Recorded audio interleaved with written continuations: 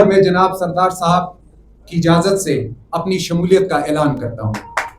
چھوٹا سا شعر آپ کی نظر کرنا چاہتا ہوں. ترقی کی فصل ہم بھی کاٹ لیتے, ترقی کی فصل ہم بھی کاٹ لیتے,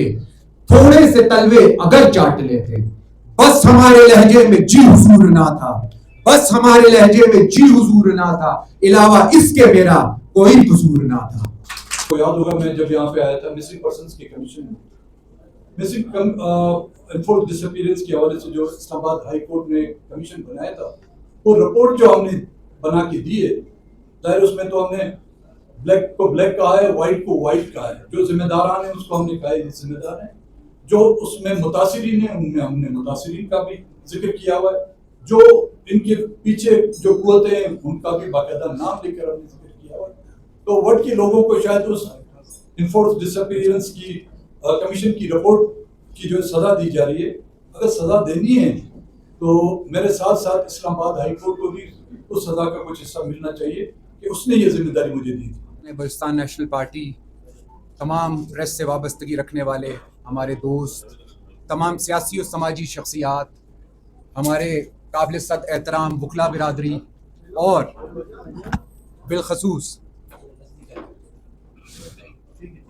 بالخصوص میں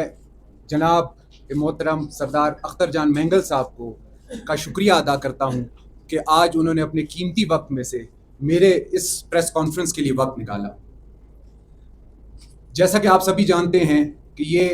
آج جو پریس کانفرنس منعقد کی گئی ہے, یہ میرے ساتھیوں اور میرے ہمراہ, میری فیملی کے ہمراہ ایک شمولیتی پروگرام کے حوالے سے رکھی گئی ہے. اس سے قبل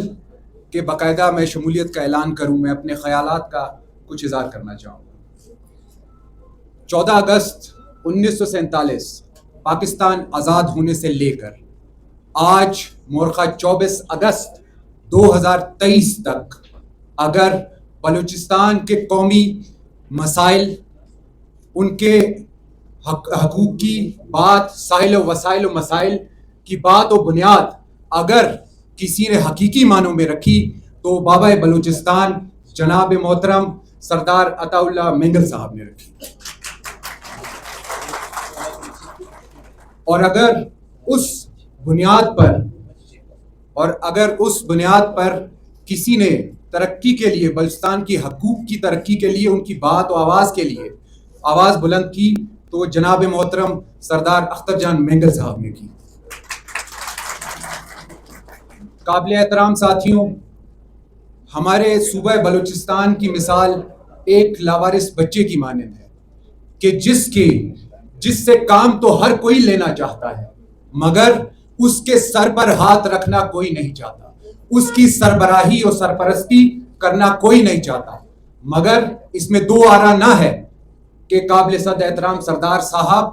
نے ہماری بہو بہنوں اور بیٹیوں کی آواز ایوانوں تک پہنچائی, اور ان کے ساتھ, ہمارے بلوچستان کے عوام کے ساتھ جو بھی مسائل درپیش ہیں وہ باقاعدہ ایک شیر کی دہاڑ کی طرح پہنچاتے رہے ہیں, آج بھی پہنچا رہے ہیں, ماضی میں بھی پہنچایا ہے, اور انشاءاللہ میرے قائد آئندہ مستقبل میں بھی پہنچاتے رہیں گے. قابل احترام ساتھیوں, میں اس بلوچستان کی مٹی کا ایک فرزند ہوں اور وکالت کے پیشے سے وابستہ ہوں, اور موجودہ بلوچستان کے صورتحال کو مد نظر رکھتے ہوئے میں یہ اپنی ذمہ داری سمجھتا ہوں کہ اگر اس وقت بلوچستان کے حقوق کے لیے یہ کالا کوٹ اور کالی ٹائی سامنے نہ آئی تو ہم بہت تاریکی میں چلے جائیں گے. اور اسی کے ساتھ میں یہ وعدہ کرتا ہوں اور حلف لیتا ہوں کہ میں نے آج سے اپنی وکالت کو بلوچستان کے عوام, ان کے حقوق, ان کی آواز کے لیے وقف کیا. اور میں جناب سردار صاحب کی اجازت سے اپنی شمولیت کا اعلان کرتا ہوں. آخر میں, جیسے کہ آپ سبھی جانتے ہیں, ہمارے قابل احترام سردار صاحب نے جس طرح سے وفاق میں, ایوان میں بلوچستان کی نمائندگی کی ہے, ان کی آواز بلند کی ہے, ان کے مسائل جو درپیش مسائل ہیں وہ سامنے اجاگر کی ہیں, اور جس جرت و جوش و جذبے کے ساتھ کیے ہیں اس کے حوالے سے ایک چھوٹا سا شعر آپ کی نظر کرنا چاہتا ہوں. ترقی کی فصل ہم بھی کاٹ لیتے, ترقی کی فصل ہم بھی کاٹ لیتے, تھوڑے سے تلوے اگر چاٹ لیتے, بس ہمارے لہجے میں جی حضور نہ تھا, بس ہمارے لہجے میں جی حضور نہ تھا, علاوہ اس کے میرا کوئی قصور نہ تھا. صافی حضرات, پرنٹ اور الیکٹرانک میڈیا سے تعلق رکھنے والے ساتھیوں, بڑی مدت کے بعد میرا اور آپ کا آمنا سامنا ہو رہا ہے, اور پچھلے اتوار میں ہمارا اور آپ کا آمنا سامنا ہوتا رہا, لیکن جیسے اسلام آباد میں گیا ہوں تو ظاہر ہے وہاں پہ بڑی بڑی قوتوں کے ساتھ آمنا سامنا ہوتا رہا میرا. میں بلوچستان نیشنل پارٹی کی مرکزی قیادت, مرکزی کابینہ بشمول مرکزی کمیٹی کے دوستوں کی جانب سے راجہ جواد, ان کی فیملی ممبران اور ان کے دوستوں کا بلوچستان نیشنل پارٹی میں شمولیت کرنے پر ان کو میں خوش آمدید کہوں گا. اور ایسے وقت جب لوگ اقتدار یا وزارتوں کی کرسی کی بھاگ دوڑ میں لگے ہوئے ہیں, راجہ صاحب نے اس وقت بلوچستان نیشنل پارٹی میں شمولیت اختیار کر نہ کہ صرف بلوچستان کی عوام بلکہ ملک کی عوام کے لیے ایک پیغام آج ان کی شمولیت کے توجہ سے جانا چاہیے کہ ہر کوئی سیاسی یا پولیٹیکل ورکر یا پولیٹیکل لوگ جو ہے نا وہ اقتدار اور اقتدار کی کرسی کے پیچھے نہیں ہوتے, بلکہ اس مٹی سے مہر و محبت, اس سرزمین سے لگاؤ اور اس سرزمین پر بسنے والی عوام کی مہر و محبت کی کشش اتنی زیادہ ہے کہ اس کے سامنے کرسی اور اقتدار بے معنی رہ جاتے ہیں. آج راجہ صاحب کی شمولیت میں سمجھتا ہوں بلوچستان میں بسنے والے ان تمام اقوام جس میں بلوچ ہوں, پشتون ہو, ہزارہ ہوں, اور جس میں بلوچستانی ہو, جن کو سیٹلر کہا جاتا ہے, میں نے پہلے دن سے کہا تھا ان کو سیٹلر نہیں, ان کو بلوچستانی تسلیم کرتے ہیں. بلوچستان میں بسنے والا چاہے کسی رنگ و نسل, کسی زبان سے اس کا تعلق ہو, ہم ان تمام کو, ان اقوام کو بلوچستانی سمجھتے ہیں. اور ان کی اس راجہ صاحب کی شمولیت بالخصوص بلوچستانیوں کے لیے بھی ایک پیغام ہے کہ ایک ایسے آڑے وقت, ہاں کچھ دن مہینہ 2 مہینے پہلے وہ شمولیت کرتے تو شاید ان پر بھی یہ الزام لگتا, اور ہم بھی اس کی صفائیاں دیتے ہوئے آپ لوگوں کے سامنے تھک جاتے کہ جی وہ اقتدار کے لیے. اب اقتدار اپنی جگہ پر, ہم تو ممبر آف پارلیمنٹ بھی نہیں رہے, آپ لوگوں کی طرح, کچھ آپ لوگوں کی طرح ہم بھی کچھ بے روزگاری کے دن گزار رہے ہیں. اور ان حالات میں ان کی شمولیت نہ کہ صرف بلوچستان نیشنل پارٹی کے پروگرام کو آگے بڑھائے, اور بلوچستان کے جو معروضی حالات ہیں, میرے خیال میں ملک بلوچستان سے باہر کا جو میڈیا ہے وہ شاید بلوچستان کے ان سیاسی اور معروضی حالات سے واقف نہ ہو, لیکن بلوچستان کے اپنے بالخصوص کوئٹہ پریس کلب اور اس کوئٹہ کے تعلق رکھنے والے وہ صحافی حضرات بلوچستان کے ان تمام حالات سے مجھ سے بہتر شاید وہ واقفیت رکھتے ہوں. تو ان حالات میں میں سمجھتا ہوں بلوچستان جہاں پر, جس کو ابھی راج صاحب نے کہا تھا کہ یتیم سے بچے کی مانند ہے, جس کو ہر کوئی آ کے لوٹنے کی کوشش کرتا ہے, کبھی صندوق کے نام پر, کبھی ریکوڈیک کے نام پر, کبھی سوئی گیس کے نام پر. اور اقتدار سے فارغ ہونے والے حضرات آخری بلوچستان کی سیاسی تابوت میں آخری کیل بھی ٹھوک کر جاتے ہیں. اور جس کی واضح مثال آپ کی 2023 کی مردم شماری ہے، اس مردم شماری میں جس میں بلوچستان کی آبادی کسی حد تک بڑھ گئی تھی، اور یہ نہیں کہ صرف بلوچستان کی آبادی بڑھی تھی، پورے پاکستان کی آبادی بڑھی. 1947 سے دیکھا اگر جائے تو بلوچستان کا استحصال زیادہ آبادی کے نام سے اور بلوچستان کی کم تر آبادی کو جواز بنا کر ہمارے وسائل، ہمارے پارلیمنٹ میں نمائندگی، NFC ایوارڈ، ان سب میں جو ہماری لوٹ مار کی گئی ہے ہماری کم آبادی کو جواز بنا کر. 2023 کی مردم شماری جس کو وہ کہتے ہیں کہ جی بلوچستان کی آبادی زیادہ ہوئی ہے، ہم نے اس سے پہلے 1947 سے لے کے آج دن تک 6 مردم شماریاں ہوئی. ہم نے کسی ایک مردم شماری پر انگلی نہیں اٹھائی کہ یہ مردم شماری غلط ہوئی ہے. لیکن خوش قسمتی سے جب 2023 میں بلوچستان کی آبادی اس حد تک نہیں بڑھی کہ دوسرے جو اس سے پریشان ہوں، لیکن جنون حد تک بلوچستان کی جب آبادی بڑھ گئی ہے تو اس پر اعتراضات بھی اٹھے، اور اس کے لیے CCI کی ہنگامی میٹنگ بلائی گئی، اور اس CCI کی ہنگامی میٹنگ سے 2 فائدے اٹھائے گئے. ایک بلوچستان کی 73 لاکھ کی آبادی کو گھٹا کر، اور دوسرا آنے والے الیکشنوں کو،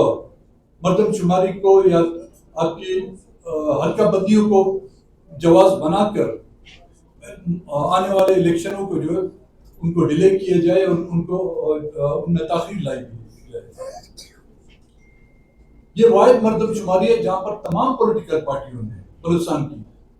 ان کے پولیٹیکل ورکروں نے جیو جان سے جو ہے نا اس میں جو ہے حصہ لیا. ایک سب سے بڑی وجہ جو پچھلی مردم شماریاں ہوتی تھی، بلوچستان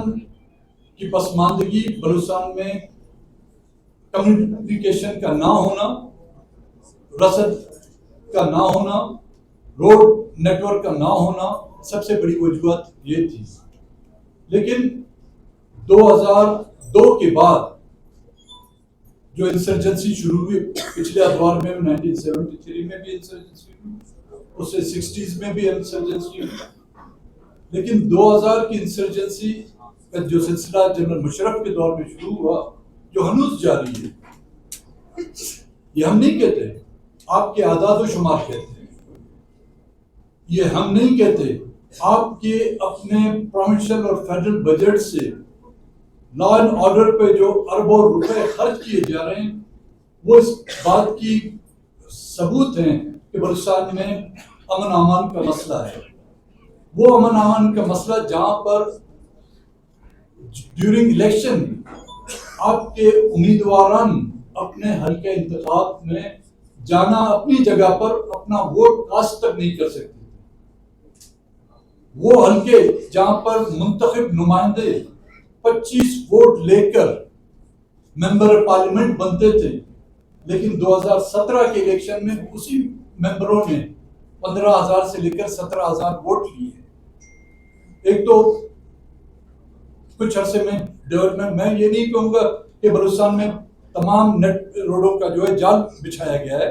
لیکن کسی حد تک روڈوں کا جال بچھایا گیا، اور مردم شماری کے عملوں کو یہ سہولت میسر ہوئی کہ وہ اپنے موٹر سائیکلوں پر یا سیاسی پارٹیوں کے تعاون سے ان علاقوں تک پہنچے، جس کی بدولت بلوچستان کی آبادی 2 کروڑ 14 لاکھ تک آ کے پہنچی. اس سے بڑا آسمان گرنے والا نہیں تھا. زیادہ بلوچستان کی 6 سیٹیں بڑھتی. NSC میں جو بلوچستان کا حصہ ہے وہ 8 سے 8.5 پر آ کے بنتا تھا، لیکن اس مردم شماری کو اس ایک ہی قلم کی لکیر سے اس کو کاٹ کر میں سمجھتا ہوں بلوچستان کے ساتھ ایک بار پھر زیادتیوں کا جو ایک انبار کھڑا کر دیا گیا ہے. مجموعی پاکستان کی صورتحال سے مجھے پتا ہے آپ لوگ سوال کریں گے، صوبے کی بھی صورتحال پر آپ لوگ سوال کریں گے، لیکن جو حالات بلوچستان میں ہیں اور بلوچستان کیوں ترقی نہیں کر رہا. بلوچستان کو ہر آنے والا حکمران اس بات سے انکار نہیں کر سکتا, نہ ہی انہوں نے اس بات کو جھٹلانے کی کوشش کی ہے. ہر حکمران نے آ کے یہی کہا ہے کہ جی میں بلوچستان کو جو ہے میں شہد کی اور دودھ کی ندیاں بہا دوں گا, لیکن وہ اس میں کامیاب, اگر ان کی نیت صاف بھی ہو, وہ بلوچستان میں کامیاب نہیں ہو پا رہے, کیونکہ بلوچستان کے مسئلے کو ابھی تک انہوں نے سمجھا ہی نہیں. بلوچستان کا جو روٹ کاز ہے وہ کہتے ہیں ہم دہشت گردی کا خاتمہ کریں گے. دہشت گردی کا خاتمہ آپ تب تک نہیں کر سکیں گے جب تک کہ بلوچستان کو اس کا ڈیو شیئر نہ مل جائے, بلوچستان کو اس کے جائز حقوق نہ ملے, جس کے لیے ہم نے ایوانوں میں بھی آواز اٹھائی. بدقسمتی سے وہاں پہ تو ڈیسک تو بہت سے بجائے جاتے ہیں, وہاں پہ تالیاں بھی بہت سے بجائی جاتی ہیں, واہ واہ بھی کی جاتی ہے, لیکن ہماری آوازیں اس ایوان کے اندر ہی محدود رہ گئی ہیں. ایوان سے باہر, چاہے ایوان صدر ہو یا وزیر اعظم کی سیکریٹریٹ ہو یا وزراؤں کی جو دفاتر ہیں, اس میں جو سنائی نہیں دی جاتی. تو میں ایک بار پھر راجہ جواد اور ان کے ہمراہ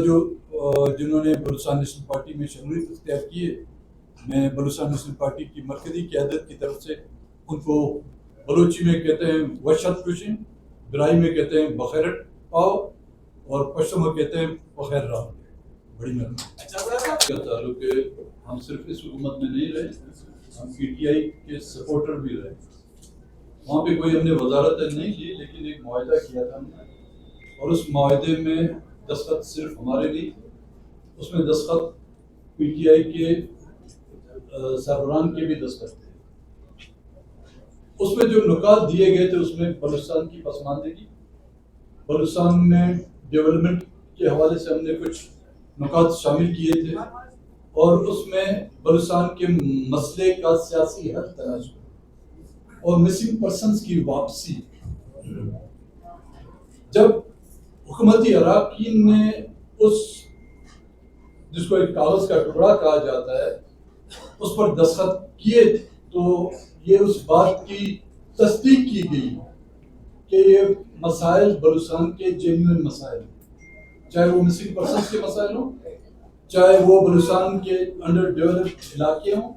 چاہے بلوچستان میں قانون سازی کے تحت وعدے کے لوگوں کو جو اقلیت میں تبدیل کر دیا جا رہا تھا وہ مسائل. ان کے دستخط اس بات کی گواہی دیتے ہیں کہ یہ مسائل جینوئن ہیں. اور اس کے بعد اب جو لوگ کہتے ہیں کہ جی بلوچستان میں کوئی مسنگ پرسن نہیں, تو میں ان سے یہ سوال کرتا ہوں جو آج یہ کہتے ہیں, جنہوں نے کل سینٹ میں بھی یہ کہا تھا کہ جی بلوچستان میں 150 کے قریب مسنگ پرسن ہیں. اس دور حکومت میں 450 لوگ جو بازیاب ہوئے ہیں وہ کہاں سے آئے؟ وہ افغانستان سے تو نہیں آئے, وہ ایران سے نہیں آئے, وہ ہندوستان سے نہیں آئے, وہ سمندر سے نہیں آئے, نہ ہی وہ آسمان سے ٹپکے ہیں. وہ دیے گئے ہمیں ان حکمرانوں کی طرف سے, اداروں کی طرف سے. تو یہ ان کا وہ جو دعویٰ غلط ثابت ہوا. جہاں تک دوسری جو حکومت ہے, ہم نے اس دور حکومت میں بھی اپنا احتجاج ریکارڈ کرایا, اور اس دور حکومت میں بھی خطوط بھی لکھے ہم نے, ایوان میں بھی ان کو مسائل سے جو ہے آگاہ کرتے رہے, اور میٹنگوں میں بھی, کیبنٹ میٹنگوں میں بھی ہمارے دوستوں نے جو ہے ان کے سامنے یہ مسئلے رکھے. اصل میں توجہ نہ دینے کی سب سے بڑی وجہ یہ ہے کہ بلوچستان کی نمائندگی اس حد تک وہاں پر نہیں کہ وہ ہم اپنی باتیں ان سے منوا سکیں. ہم 4 اراکین تھے, 4 اراکین حکومت سے, ہم پی ٹی آئی کی حکومت سے نکلے بھی, اس کی حکومت کو تو کچھ نقصان نہیں ہوا, وہ اپنی جگہ پر قائم دائیں. اور اس کے خلاف جب ہم عدم اعتماد لائے تو صرف ہم عدم اعتماد نہ لائے بلکہ پی ڈی ایم میں جماعتیں سب نے مل کر ان کے خلاف اعتماد لائے. موجودہ جو حکومت تھی اس کے سامنے بھی ہم نے یہ مسائل رکھے, اور میں سمجھتا ہوں گزشتہ کی جو حکومتیں ہیں اور وہ بڑی سیاسی پارٹیاں جو چاہتی ہیں کہ بلوچستان کو وہ اپنے ساتھ لے کر جانا چاہتی ہیں, وہ تو اب یہ گلہ نہ کریں گے کہ بلوچستان کے مسئلے سے وہ ناواقف ہے. ہم نے ان کے کانوں میں چیخ چیخ کر بلوچستان کے مسئلے کو سمجھانے کی کوشش کی. اب کم سے کم پی ایم ایل این یہ نہ کہے کہ جی بلوچستان کا مسئلہ کی ہے, نہ ہی پیپلز پارٹی یہ کہے جی بلوچستان جو مسئلہ چاہے. اب ان کو کم سے کم یہ کہنے کی جو ضرورت نہیں کرنی. اس وقت وزیر اعلیٰ جب یہ سی سی اے کی میٹنگ بلائی گئی تھی, جو میں نے سنا ہے, آپ لوگوں نے بھی شاید وہی سنا ہوگا, وہ کراچی میں تھا. اس کو ایک پارسل کے تحت اسلام آباد لایا گیا, کوئی کہتے ہیں پارسل میں لایا گیا, پوسٹ آفس کے اس میں ڈاک میں لایا گیا, کوئی کہتے ہیں وہ فوڈ پینڈا میں لایا گیا. بہرحال جس انداز میں اس کو لایا گیا, اس کو لا کے اس کو سے دستخط کرائے گئے, اور چیئرمین سینٹ بھی وہاں پر موجود تھے. میں یہاں پر جواب دوں گا اپنی پارٹی کا, اور میں ذمہ دار ہوں, پارٹی صدر کے ذمہ دار ہوں اپنی پارٹی کا. ان کی اپنی پارٹی ہے, وہ اپنے جواب دہ خود ہو گے جب وہ آئیں گے. اور آپ ایک اور بات بھول گئے بھائی, وزیر اعظم بھی تو بلوچستان کا اب ہے, کل بھی تھا, آج بھی ہے, اور اب بھی ہے, اور کل بھی ہوگا. یہ مسئلہ آج کا نہیں ہے, اور یہ صرف ایک ورڈ میں مسئلہ نہیں ہے. پورے بلوچستان میں جنرل مشرف کے دور ادوار سے مسلح جتھوں کا جو گروہ بنایا گیا ہے, جن کو پولیٹیکل پارٹیوں اور وہ لوگ جو ملیٹنسی کی سیاست کرتے ہیں یا بلوچستان کی آزادی کی بات کرتے ہیں, ان کے خلاف استعمال کیا گیا. باقاعدہ جن کو ہم نے نام دیا ڈیتھ اسکواڈ, مکران سے لے کر ڈیرہ بگٹی, ڈیرہ بگٹی سے لے کر کولو, کولو سے لے کر تربت, گوادر, پنجگور, خاران, جہاں جہاں دیکھیں ان کے جو ہے ونگ ہیڈ کوارٹر بنائے دیے گئے. ایک ونگ ہیڈ کوارٹر تھے باوردی, ایک ونگ ہیڈ کوارٹر ان کی جو ہے بے وردی, ایک تھے باریش, ایک تھے بیریش. ان کو جو ہے مختلف علاقوں میں ان کو مسلح کیا گیا کہ بلوچ نیشنلسٹ, چاہے وہ اسٹوڈنٹس کی شکل میں ہو, چاہے وہ پولیٹیکل پارٹیوں کی شکل میں ہو, یا وہ ادیب یا دانشور ہوں, ان کو ایلیمنیٹ کیا جائے. ان کو لائسنس ٹو کل دیا گیا ہے. اور اب بھی پورے بلوچستان میں وہ جتے جو ہیں ایکٹیو ہیں, وہ اپنے کام سر انجام دے رہے ہیں. اور میرے خیال میں یہ انہی اداروں کی ایک کارستانی بولے, یہ ان کی ایک پلاننگ ہے کہ ان ہتھ کنڈوں سے وہ بلوچستان نیشنل پارٹی کو اپنے موقف اور اپنے ارادوں سے باز رکھنے کی کوشش کریں گے. اور ابھی جو فی الحال جو اسٹارٹ ہوا ہے جی, وہ پتہ نہیں وہ میرے دوست اس کے ان کو معلوم ہے نہیں معلوم. ہم نے, آپ لوگوں کو یاد ہوگا, میں جب یہاں پہ آیا تھا مسنگ پرسنس کے کمیشن میں, مسنگ انفورسڈ ڈس اپیئرنس کے حوالے سے جو اسلام آباد ہائی کورٹ نے کمیشن بنایا تھا, وہ رپورٹ جو ہم نے بنا کے دی ہے, ظاہر اس میں تو ہم نے بلیک کو بلیک کہا ہے, وائٹ کو وائٹ کہا ہے. جو ذمہ داران ہیں اس کو ہم نے کہا ہے یہ ذمہ دار ہیں. جو اس میں متاثرین ہیں ان میں ہم نے متاثرین کا بھی ذکر کیا ہوا ہے. جو ان کے پیچھے جو قوتیں ہیں ان کا بھی باقاعدہ نام لے کر ہم نے ذکر کیا ہوا ہے. تو وٹ کے لوگوں کو شاید اس انفورس ڈس اپیئرنس کی کمیشن کی رپورٹ کی جو سزا دی جا رہی ہے, اگر سزا دینی ہے تو میرے ساتھ ساتھ اسلام آباد ہائی کورٹ کو بھی اس سزا کا کچھ حصہ ملنا چاہیے کہ اس نے یہ ذمہ داری مجھے دی تھی. تو بھائی کبھی لاڈلے تھے, ہم کبھی لاڈلے نہیں تھے. اس کو اس حد تک لاڈلا کیا تھا کہ بازی بازی بابا کو ریشا کو بازی, جو اس کو لائے تھے انہوں نے کندھوں پہ بٹھایا. ابھی اس کی بھی جب داڑھی نوچنا شروع کی تو آج تو وہی ہوگا, تو اس کا سر تو زمین پہ جا کے لگے گا. ہاں, ہماری سیاست پی ٹی آئی کی اگر سیاسی عمر دیکھیں تو میرے خیال میں یہاں پر کوئی بچہ بھی ہوگا, اس کی عمر سے اس کی سیاسی عمر زیادہ نہیں ہوگی. ہماری سیاست 1947 سے شروع,